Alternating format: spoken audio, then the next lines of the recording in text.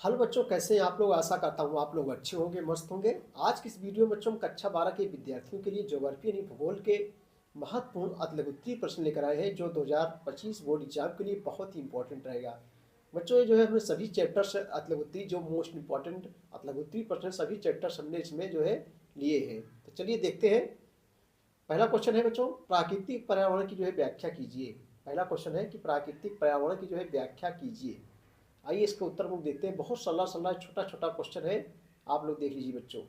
देखो, प्राकृतिक पर्यावरण बच्चों आप समझो जो प्रकृति द्वारा जो है लाया गया है। यही जैसे भूमि हो गया, जल, वायु, पेड़ पौधे एवं जीव जंतुओं द्वारा संयुक्त रूप से निर्मित पर्यावरण को जो है प्राकृतिक पर्यावरण कहते हैं। अर्थात पृथ्वी पर पाए जाने वाले सभी जैविक और अजैविक तत्वों का योग प्राकृतिक पर्यावरण जो है कहलाता है, जिसको बच्चों प्रकृति ने बनाया है। ये सब चीज़ों को जो है किसने बनाया है? प्रकृति ने बनाया है। सीधी सी बात है, आप याद कर लीजिए। चलिए अगला क्वेश्चन देखेंगे। जनसंख्या वितरण को प्रभावित करने वाले किन्हीं दो कारकों का उल्लेख कीजिए। चलिए दूसरा क्वेश्चन बच्चों, जनसंख्या वितरण को प्रभावित करने वाले किन्हीं दो कारकों का उल्लेख कीजिए। तो जनसंख्या वितरण को प्रभावित करने वाले दो कारक निम्नलिखित हैं। नंबर एक बच्चों जल की उपलब्धता, नंबर जो है भू आकृति। नंबर दो भू आकृति। तीसरा क्वेश्चन है, मानव विकास में तीन मूलभूत क्षेत्र कौन से हैं? मानव विकास में तीन मूलभूत क्षेत्र बच्चों जो है कौन से हैं, आपको जो है बताना है। तो तीन मूलभूत निम्नलिखित है। नंबर एक आर्थिक क्षेत्र, नंबर दो सामाजिक क्षेत्र, नंबर तीन जो है जनसांख्यिकी क्षेत्र। ये तीन क्षेत्र, ठीक है। चलिए अगला क्वेश्चन की ओर हम लोग चलेंगे बच्चों। जो है अगला क्वेश्चन है कि विश्व में चाय उत्पादक दो प्रमुख देशों के नाम बताइए। विश्व में चाय उत्पादन के दो प्रमुख देशों के नाम बताइए। तो पहला है बच्चों भारत। भारत में असम में सबसे ज़्यादा चाय होती है। दूसरा है बच्चों इंडोनेशिया, जिसकी राजधानी जकार्ता है। विश्व में चाय उत्पादक दो प्रमुख देशों के नाम भारत और इंडोनेशिया।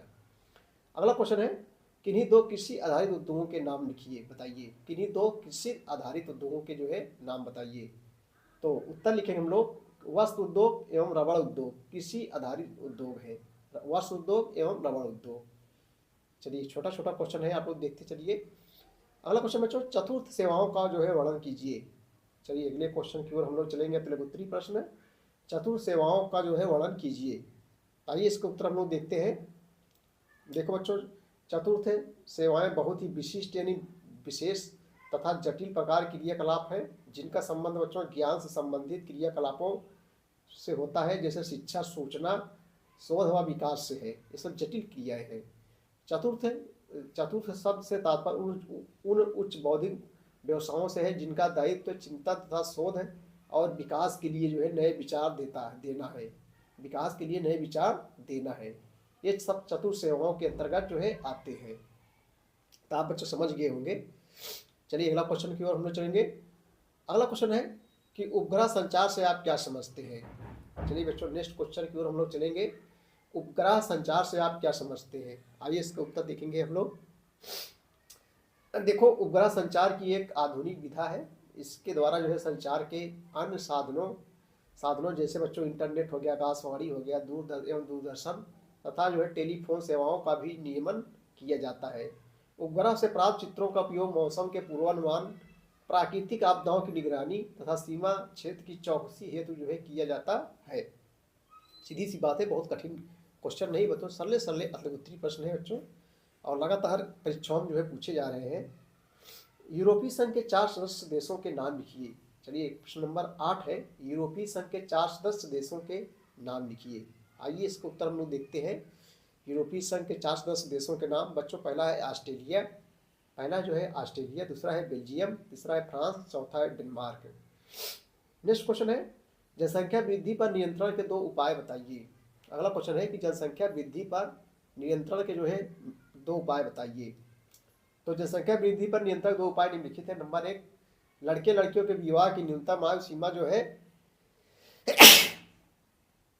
सॉरी बच्चों, जनसंख्या वृद्धि नियंत्रण के 2 उपाय निम्नलिखित है। नंबर 1, लड़के लड़कियों के विवाह की न्यूनतम आयु सीमा को बढ़ाना चाहिए। जो कम उम्र में विवाह होता है उसको और बढ़ाना चाहिए, और ज़्यादा उम्र में विवाह लड़के लड़कियों को होना चाहिए, ठीक है। नंबर 2 बच्चों, परिवार संबंधी कार्यक्रमों का प्रचार प्रसार करना।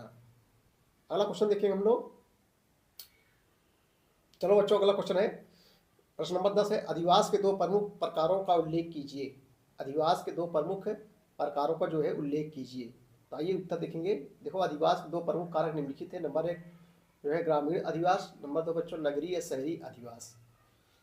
ठीक है, चलो अगला क्वेश्चन है, 4 तिलहनी फसलों के नाम बताइए। 4 तिलहनी फसलों के नाम बताइए। तो 4 तिलहनी फसल निम्नलिखित है। पहला है बच्चों मूंगफली, दूसरा है सरसों, मूंगफली, सरसों, सोयाबीन और सूरजमुखी। ये जो है तिलहनी फसलों के अंतर्गत आती है। अगला क्वेश्चन है, भारत में सिंचाई के 2 साधनों का उल्लेख कीजिए। अगला क्वेश्चन नंबर 12 है बच्चों, भारत में सिंचाई के 2 साधनों का उल्लेख कीजिए। तो आइए इसको उत्तर देखेंगे। भारत में सिंचाई के 2 साधन नहरें तथा नलकूप, नहर तथा नलकूप भारत में सिंचाई के 2 प्रमुख साधन हैं। ठीक भैया। अगला क्वेश्चन बच्चों, प्रश्न नंबर 13 है, 2 धात्विक खनिजों के नाम लिखिए। 2 धात्विक खनिज, पहला है तांबा, दूसरा है जो है मैग्नीज। 2 धात्विक खनिज कौन कौन से हैं? तांबा और मैग्नीज। चलिए अगला क्वेश्चन हम लोग देखेंगे। संचार से बच्चों आपका क्या तात्पर्य है? संचार माने होता है भैया फैलाव। संचार माने क्या होता है बच्चों? फैलाव। आप समझ गए होंगे फैलाव आप कैसे कर सकते हैं। इस समय तो मोबाइल का ज़माना है, रेडियो हो गया, मोबाइल हो गया, टेलीविज़न, सब संचार के साधन है। तो संदेश अथवा सूचना को एक स्थान से दूसरे स्थान तक पहुंचाने की व्यवस्था को संचार कहा जाता है। सीधी सी बात है भैया, संदेश अथवा सूचना को बच्चों एक स्थान से दूसरे स्थान तक पहुंचाने की व्यवस्था को संचार कहा जाता है। संचार के साधनों को 2 वर्गों में बांटा जा सकता है। पहला है व्यक्तिगत संचार जाल, दूसरा है सार्वजनिक संचार जाल। व्यक्तिगत मतलब निजी होता है, सार्वजनिक मतलब जो जिसको सब यूज करें। अगला क्वेश्चन है, 2 प्राकृतिक पत्तनों के नाम बताइए। पत्तन माने होता है बच्चों बंदरगाह होता है, जहाँ जहाजें रुकती है पानी वाली, उसे बंदरगाह बोला जाता है, वही पत्तन है, उसको पत्तन भी कहते हैं। 2 प्राकृतिक पत्तनों के नाम बताइए। पहला बच्चों मुंबई, दूसरा है जो है कोलकाता। पहला मुंबई, दूसरा है कलकत्ता। अगला क्वेश्चन है, मानव स्वास्थ्य पर वायु प्रदूषण के क्या प्रभाव पड़ते हैं। आइए अगला क्वेश्चन देखेंगे। मानव स्वास्थ्य पर वायु प्रदूषण के जो है क्या प्रभाव पड़ते हैं। इसका उत्तर देखो बच्चों, वायु प्रदूषण से मानव स्वास्थ्य पर प्रतिकूल प्रभाव पड़ता है, क्योंकि इससे जो है अम्ल वर्षा, नगरी धूम्र, कोहरा, हरितगृह प्रभाव तथा ओजोन गैस का ह्रास होता है। कैंसर, दमा और उसके बाद में ब्रोंकाइटिस आदि जानलेवा बीमारियां वायु प्रदूषण से जो है उत्पन्न होती है। वायु प्रदूषण से जो है उत्पन्न होती है। अगला क्वेश्चन है, आंकड़ों के द्वितीय स्रोत से आप क्या समझते हैं।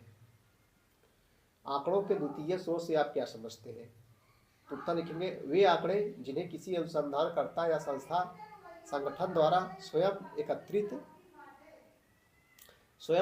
न करके किसी प्रकाशित अथवा जो है अप्रकाशित साधनों द्वारा एकत्रित किया जाता है, उन्हें आंकड़ों को के द्वितीय स्रोत कहा जाता है। उन आंकड़ों के द्वितीय स्रोत जो है कहा जाता है।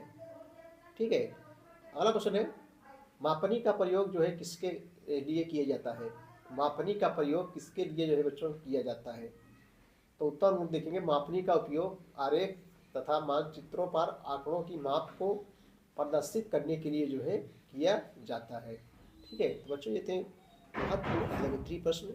वीडियो देखने के बहुत बहुत धन्यवाद। Thank you.